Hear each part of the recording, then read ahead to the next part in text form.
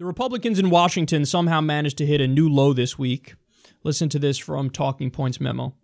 With a vote to proceed on repealing Obamacare less than 24 hours away, and with most senators completely in the dark on what they'll be voting on and whether they even have enough support to start the debate, GOP leadership is floating the idea that they can ship a bedridden Senator John McCain across the country to cast the deciding vote. McCain recently found out that he has an extremely aggressive form of brain cancer and took an indefinite leave of absence from the Senate. Still, GOP Whip Senator John Cornyn insisted to reporters on Monday that there is a chance McCain could be flown to D.C. tomorrow. Quote, "We have not yet gotten word, but we're hopeful," he said. "Knowing him, I know he wants to come back as soon as he can physically make it." Asked if there is even time to get a doctor to sign off on the journey and make the arrangements for the trip, Cornyn snapped, "I'm not a doctor. I quit after organic chemistry."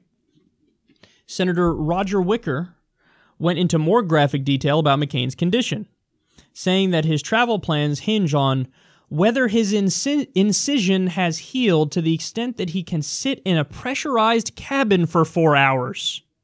He might get the go-ahead from his doctors this afternoon, Wicker added. "We don't know just yet. So they scheduled a vote on Trump Care. They literally don't even know which version of Trump Care they're voting on. These guys are the biggest joke in the world. They have like 4 different options of shitty bills to pick from. We don't even know which one, but any of them that wreck the health care and health insurance industry in the U.S. sounds good. Well, anyone's fine. So they're like, we don't even know which one we're voting on. And the key differences in the policies are huge because you gain support and lose support from different wings of the party based on which one you go with. I don't know if any of them have enough to get through. I'd reckon as of right now that they don't. But they don't know which one they're voting on. They scheduled a vote, and they're talking about how John McCain, who was just diagnosed with an aggressive form of brain cancer, like, yeah, we might try to fly him out here and have him vote real quick on it and just roll him in and prop him up and let him press the button. And the irony... Can you imagine John McCain, who's getting treated for an aggressive form of brain cancer because he has health insurance, would take time away when he should be resting to take health insurance away from more people?